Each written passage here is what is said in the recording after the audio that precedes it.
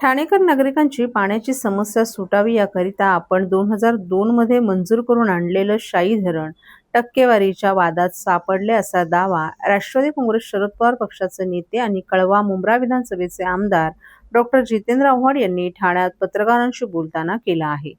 काल आमदार जितेंद्र आव्हाड हे ठाणे महापालिकेत आले होते। यावेळी ठाणे महापालिकेतील पत्रकार कक्षात त्यांनी पत्रकारांशी औपचारिक संवाद साधला। त्यावेळी त्यांनी हा दावा केला। यावेळी त्यांच्यासोबत ठाणे महापालिकेतील राष्ट्रवादी काँग्रेस शरद पवार पक्षाचे गटनेते अभिजित पवार, ठाणे शहर जिल्हा अध्यक्ष मनोज प्रधान, ज्येष्ठ नगरसेवक सुधीर भगत आदीही उपस्थित होते। आज ठाणे शहरातील मेट्रोचं काम अत्यंत संथ गतीनं सुरू आहे। रस्त्यावर खड्डे पडलेत, वाहतूक कोंडीनं ठाणेकर त्रस्त झालेत। पुढच्या काळात लवकरच मेट्रो सेवा सुरू होईल असं वाटत नाही, असा दावा देखील आव्हाड यांनी यावेळी केला। मुळात मेट्रोची ट्रायल घेताना ज्या दोरीनं मेट्रो खेचली होती ती दोरी शोधायला आपण सांगितलीये, असा मिस्किल टोलाही आमदार जितेंद्र आव्हाड यांनी लगावला।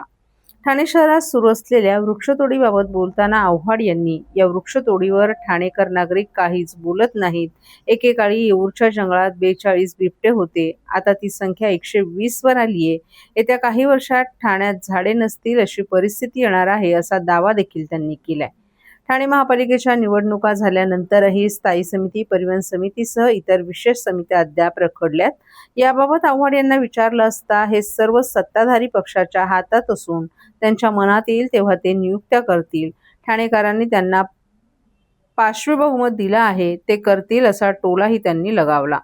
2002 साली राज्य शासनाशी भांडून मुंबई महापालिकेला मंजूर झालेलं शाई धरण आपण ठाणे महापालिकेसाठी आणलं होतं, परंतु टक्केवारीच्या नादात ते धरण रखडलं, असा दावा देखील आमदार जितेंद्र आव्हाड यांनी केला।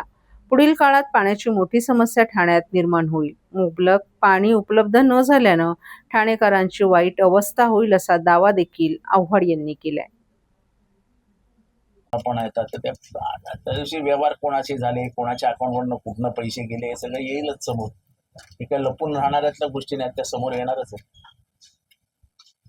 2002 साली तुम्ही आणलेलं धरण, पण काय असं राजकारण झालं की ते तुम्हाला धरण करवायला?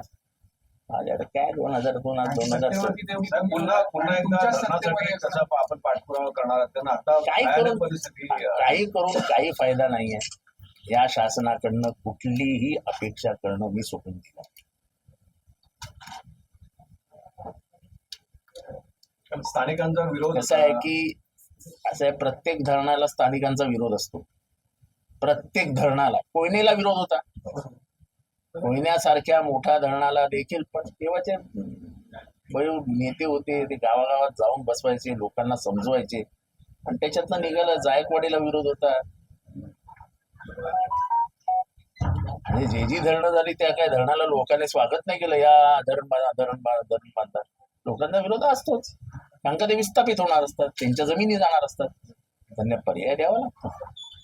आणि हे इन्फ्रास्ट्रक्चर जे प्रोजेक्ट्स आहेत धरणं वगैरे फार महत्वाचे आहेत।